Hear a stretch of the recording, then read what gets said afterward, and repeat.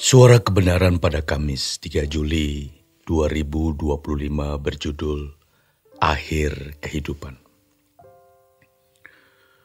Dalam kitab Pengkhotbah 3 ayat yang pertama, kita menemukan suatu kebenaran yang luar biasa.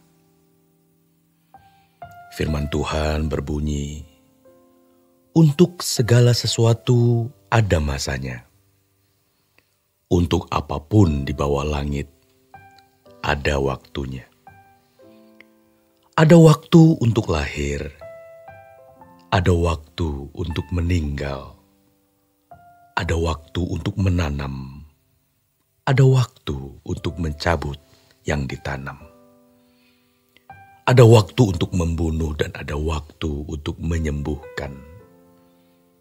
Ada waktu untuk merombak, ada waktu untuk membangun, ada waktu untuk menangis, dan ada waktu untuk tertawa." Saudaraku, kita ada dalam perjalanan waktu. Dan untuk segala sesuatu ada waktunya. Maka, mumpung kita masih punya kesempatan, carilah Tuhan dengan sungguh-sungguh. Sebagaimana dikatakan dalam Khotbah 12 ayat yang pertama, "Ingatlah akan Penciptamu pada masa mudamu. Sebelum tiba hari-hari yang malang dan mendekat tahun-tahun yang kau katakan, tak ada kesenangan bagiku di dalamnya." Masa muda mencakup seluruh fase awal kehidupan sejak usia dini. Kata ingat dalam ayat ini berasal dari bahasa Ibrani zakor yang berarti mempertimbangkan.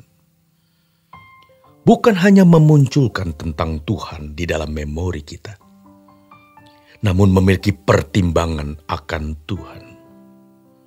Maka kita harus belajar untuk mencari dan mengenal siapa pencipta kita.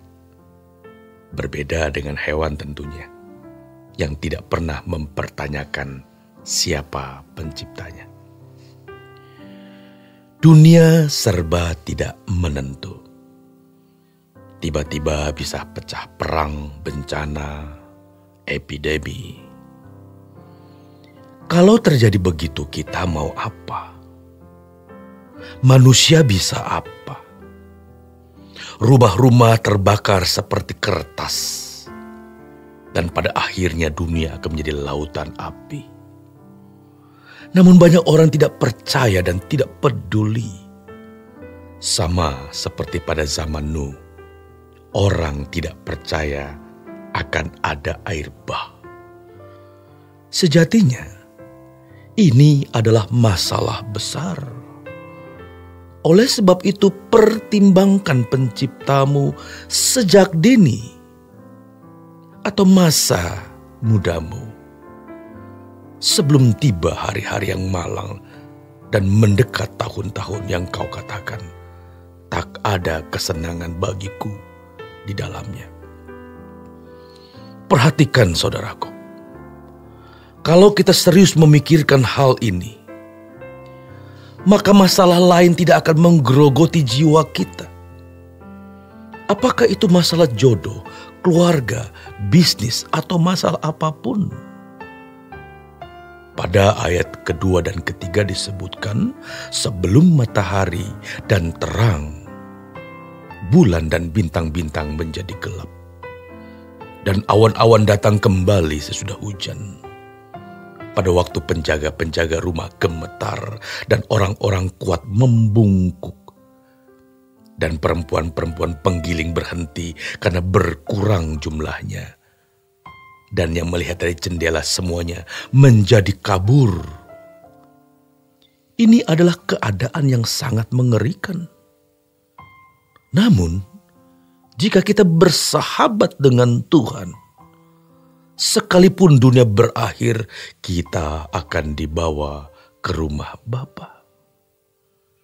Sedangkan pada ayat 4 dan ke-7 disebutkan, dan pintu-pintu di tepi jalan tertutup. dan bunyi penggilingan menjadi lemah. Suara menjadi seperti kicauan burung, dan semua penyanyi perempuan tunduk. Juga orang menjadi takut tinggi, dan ketakutan ada di jalan. Pohon badam berbunga, belalang menyeret dirinya dengan susah payah. Dan nafsu makan tak dapat dibangkitkan lagi karena manusia pergi ke rumahnya yang kekal. Dan peratap-peratap berkeliaran di jalan. Sebelum rantai perak diputuskan dan pelita emas dipecahkan. Sebelum tempayan dihancurkan dekat mata air. Dan roda timba dirusakkan ke atas sumur. Dan debu kembali menjadi tanah seperti semula. Dan roh kembali kepada Allah yang mengaruniakannya. Pertanyaannya, apakah ada akhir kehidupan? Sebenarnya tidak ada. Yang ada adalah akhir kehidupan di bumi. Tetapi roh manusia dalam keadaan sadar akan masuk kemuliaan kekal atau kehinaan kekal. Maka Alkitab berkata bukan tanpa alasan roh ditempatkan di dalam diri kita. Diingini dengan cemburu. Allah ingin roh ini kembali kepadanya. Pada ayat 13 dan 14 disebutkan, akhir kata dari segala didengar ialah takutlah akan Allah. Dan berpeganglah pada perintah-perintahnya. Karena ini adalah kewajiban setiap orang. Karena Allah akan membawa setiap perbuatan ke pengadilan yang berlaku atas segala sesuatu yang tersembunyi. Entah itu baik, entah itu jahat. Jadi, pembaringan terakhir atau akhir kehidupan sebelum seseorang menutup mata merupakan situasi yang paling dahsyat dari segala situasi yang pernah dialami seseorang dalam hidup. Tidak ada pengalaman yang lebih menggetarkan dari ketika seorang hendak melepaskan nyawa. Jadi, momentum transisi dari kefanaan menuju kekekalan itu momentum yang sangat dahsyat. Kita tidak tahu momentum itu kapan dan berapa lama. Momentum ini tidak dapat dihadapi dengan sikap sembarangan. Persiapannya memerlukan waktu yang panjang. Kalau hanya masalah ekonomi yang ambruk, kegagalan studi, kegagalan rumah tangga, itu masih bukan masalah dibandingkan dengan ini. Jadi, ketika seseorang hendak bersentuhan dengan kekekalan, sementara ia tidak siap menghadapi kekekalan itu sangat mengerikan.